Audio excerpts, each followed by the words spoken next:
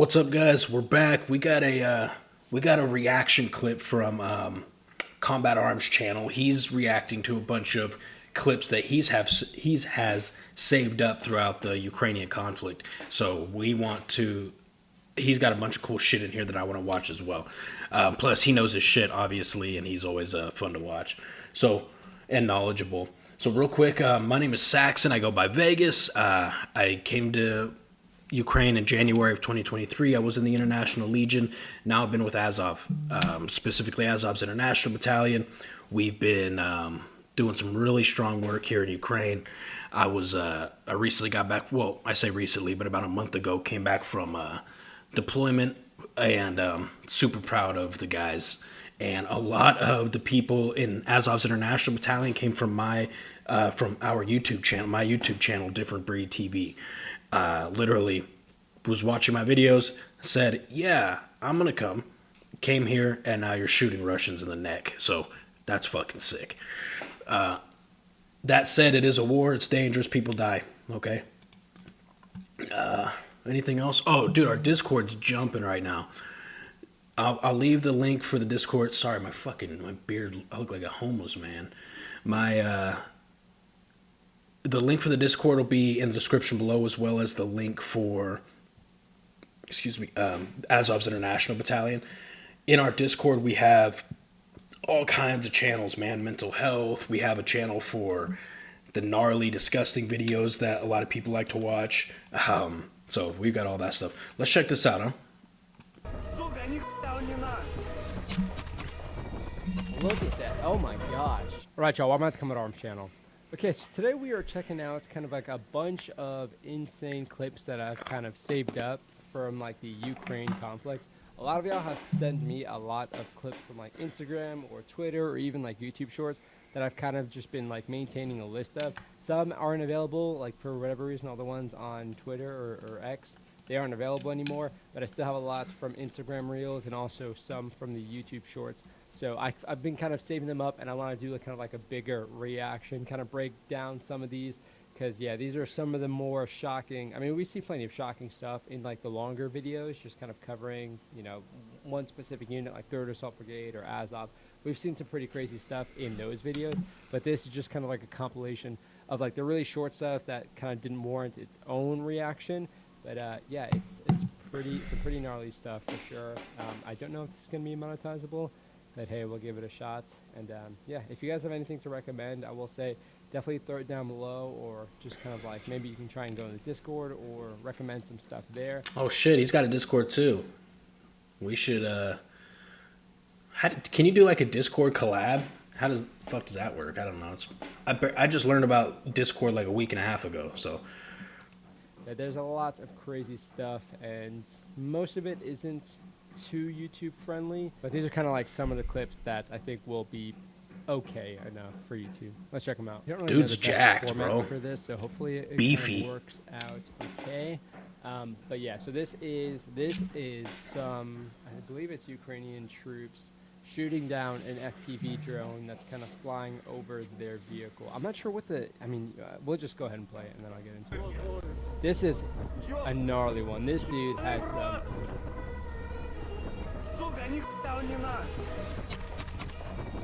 Look at that. Oh my gosh. So I think we have another perspective on Instagram, but I don't think it has the audio. So this kind of has like a wider angle from what I remember. But yeah, so you can see they're kind of just chilling. This thing just zooms on. It looks like it's almost going past them. And then you see the AK barrel, and then and the dude's just smoking right there. You can't even make like a better shot like that for like a Hollywood movie. I mean, everything just looks insane. So this is a little bit longer as well. I wish this had audio so we can kind of understand more of what they were saying after the fact. But one dude just points it out, and then this dude just like, I don't know, skeet shooting expert or something. It looks like almost like first round impacts, and you got the sparks and stuff, and it just drops. Crazy stuff. That's hard to do, man. We've talked about this in a lot of videos. I've shot at a lot of drones, and I've hit very few drones, and I've actually shot even less of them down. They're hard, even at that distance right there, where it looks like it's like right there. And I know we're gonna have the John Wicks in the comments talking about I could hit that. It's so close. I hit it with my eyes closed behind my back with a 22, right? But no, it's a lot harder than you think, man.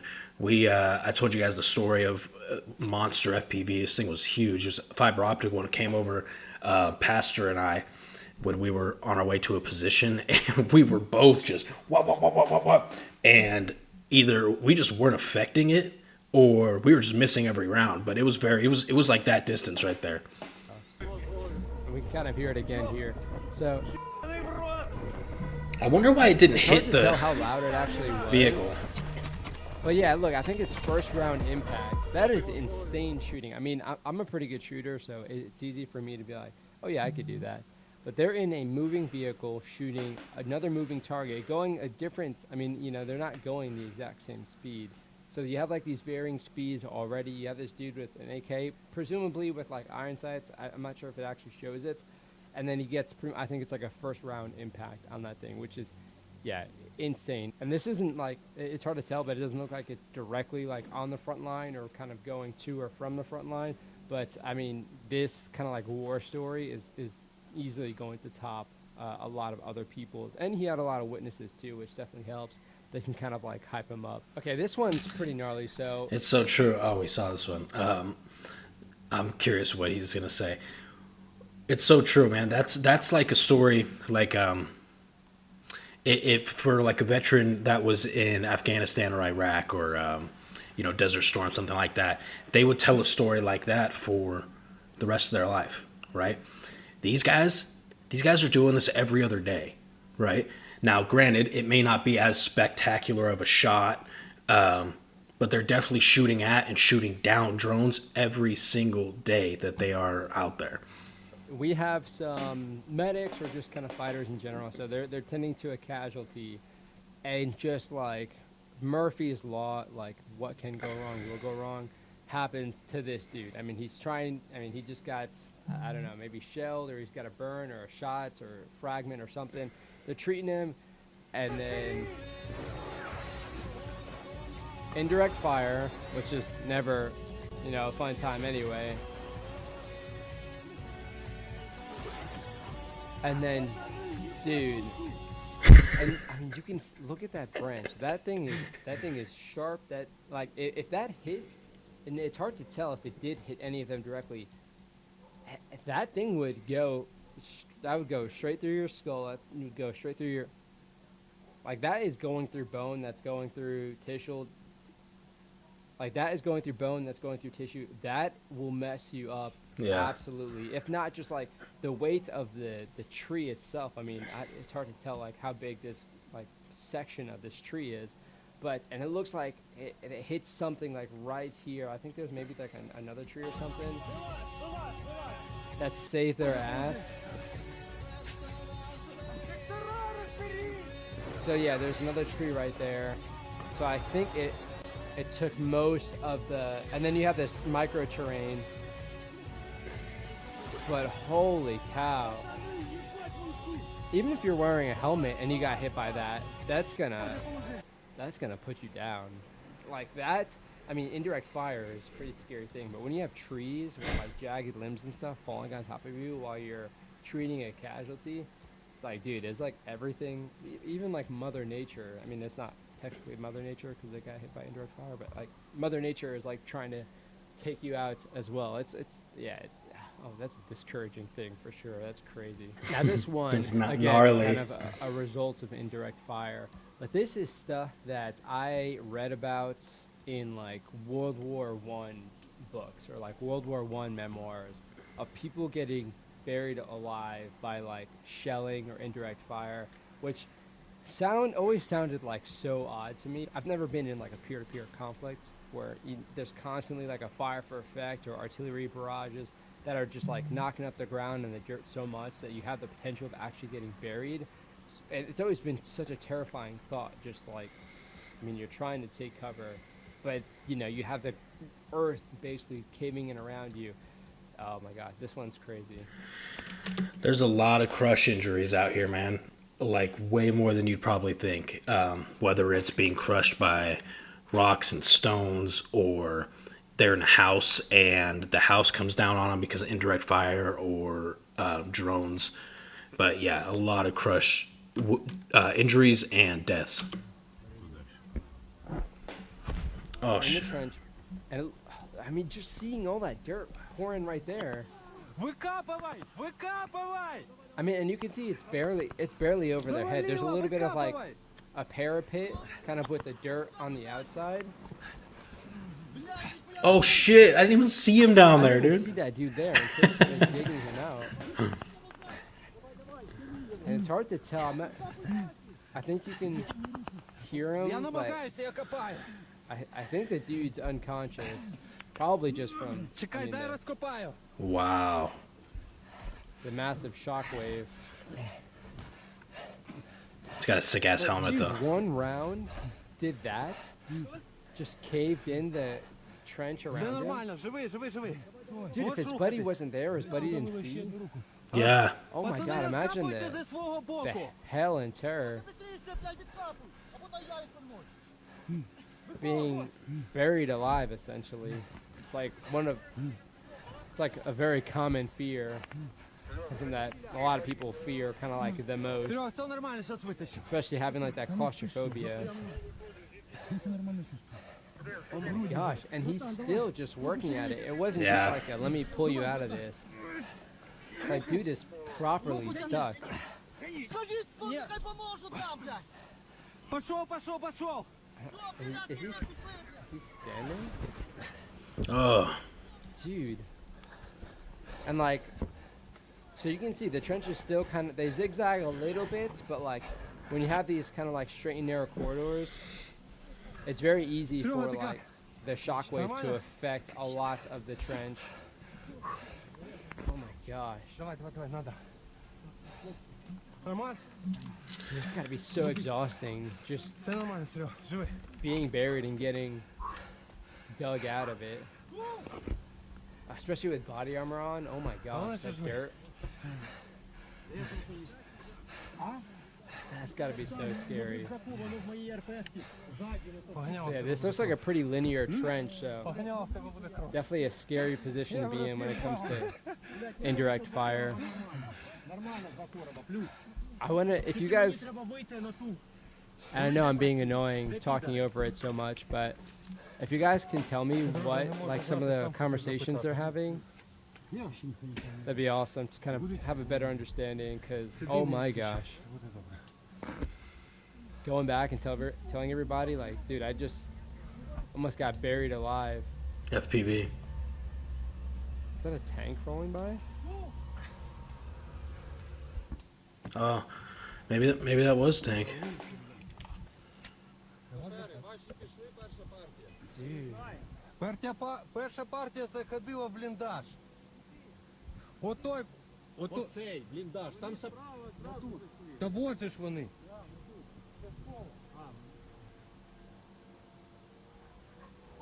So let's see it again. So where's he at? So that was him. So it's not, who's this? Викапывай! Викапывай! So he's just like, He's like, oh shit. Викапывай! so, and he's getting him out of the way. So I wonder if the dude that has the camera is kind of like the team leader or squad leader, and he's just trying to get his buddy or his troop to safety while he helps this other dude out. Я намагаюся, я копаю. And at least the already, I mean, there's one more round that we can hear, but if it was like constant shelling and you're trying to like dig him out while also trying to take cover, that would be even more terrifying. But yeah, dude, like, what? It's just not something that you expect to deal with when you kind of go out on like a, you know, an operation or a mission. Yeah, so that was just a few of the men. These are cool. I wanted to mention. Oh shit! Sorry. I wanted to mention something about getting buried because I have a story.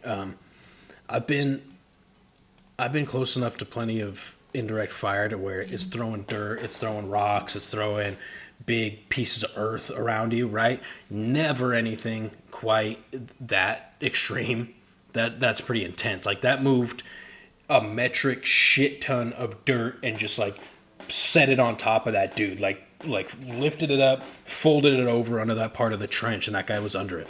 But I wanted to share a story. If you've been with this channel a long time, you knew when I was in the International Legion, I was in 1st Battalion, Charlie 3 Platoon, Charlie Company 3rd Platoon, and I lived with a couple guys named Cole and Kyle. They were the 2 other medics in our platoon, and then me. So the medics all had a house, blah blah blah. These guys were a lot more experienced than me. I had just gotten to the front. Anyways, there was a volunteer mission to Bakhmut, and they both volunteered, and I volunteered, and then was told what's going on in Bakhmut and told the attrition rate, and I was like, maybe not for like my first mission. So I backed out of that mission because it was a voluntary one, and Cole and Kyle went, and they both ended up dying in Bakhmut. But what happened was Cole, and they were best buddies, but both Canadians. Kyle was buried by a bunch of rubble, and they were like just outside, kind of the outskirts of Bakhmut. Artillery hit. He was buried, literally just like this, and or Cole was. I'm sorry. And then Kyle came up and was digging him out, and as Kyle was digging him out, he was hit. They were hit again, and that's how they both died. Apparently, Cole was dead. Yeah. Anyway, so that what he was saying, that's a real life example of what he was saying. If the artillery just continues to come, or the mortars, the indirect fire just continues, and you're there trying to dig out your buddy, literally like your best friend, and then you both end up dying there. Shit. Videos that I've seen, again, most of them not very kind of like YouTube friendly, like will almost certainly get age restricted or just kind of removed, and demonetized. But I'm not too worried about the monetization aspect.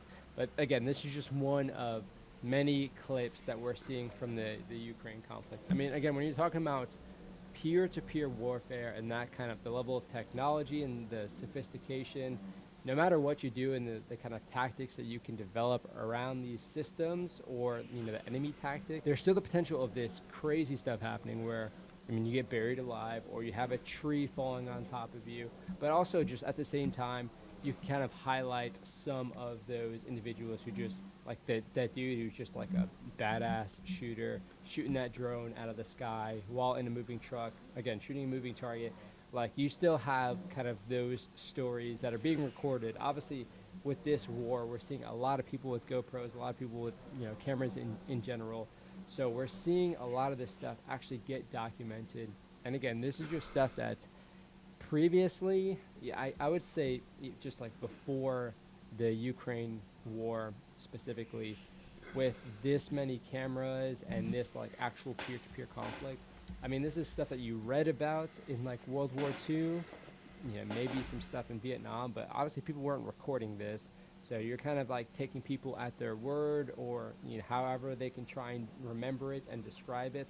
But here it's very raw, it's unfiltered, and you get to see everything. And I can't imagine what it must be like to have this happen to you and then watch the footage after the fact and be like, dude, that doesn't even feel real anymore. It's crazy. It doesn't even feel like that was me wearing the camera. So yeah, super trippy. If you guys have any shorts, kind of like, yeah, that's a good point. A couple of things. On this most recent deployment, I was given a GoPro to wear. There is going to be footage, and there's going to be combat footage that was recorded either on my GoPro or my team's GoPro that I was with. That stuff, a lot of people are like, where's your footage? Where's your shit? I don't think they understand what has to go through, like what processes a video has to go through in order to scrub it of OPSEC information. And also, if our guys are still in or around that AO that I recorded in, it can't come out. That's why some footage takes years to come out, right? Because they were still, some of these units were still fighting in that same AO. So, anyways, what he says is absolutely right. Like, crazy shit like this happens, and this is just in this war, in any war, but specifically this one. The front line is so long. They've been fighting for so long as well now, and there's so much so much and so many munitions at any given time between FPVs, artillery, mortars, tank fire, God, you name it, man, that it makes for some insane stories. And I've heard some insane stuff. And what we saw here, these are just the ones that caught on camera, right? Imagine some of the insane shit that happens out there that doesn't get caught on camera. I have some stories of my own that were not caught on camera. People probably never believe me, right? And I guarantee there's other people that have a ton of those kinds of stories. So that's cool. Insane, crazy videos like this. Definitely send them my way so I can do another kind of like, if you guys like the format of this. We'll end it here, guys. Definitely check him out. This is Combat Arms channel. He's been doing this for a while, man. I've been watching his content for a long time. Oh, look. This is strange. Well, I'll mention it another time, but check out Combat Arms channel. He's awesome. I'll leave him linked in the description. I'll also tag him in the title of this video. If you're interested in coming to Ukraine, you're already here in Ukraine, you plan on coming, check us out here at Azov. It is going to be one of the most solid units that you will be able to join, and most foreigner friendly as well. That's probably the best, most politically correct way I can put it. Discord link below. Application link below. Okay, I'll shut up. I love you guys. See you in the next video.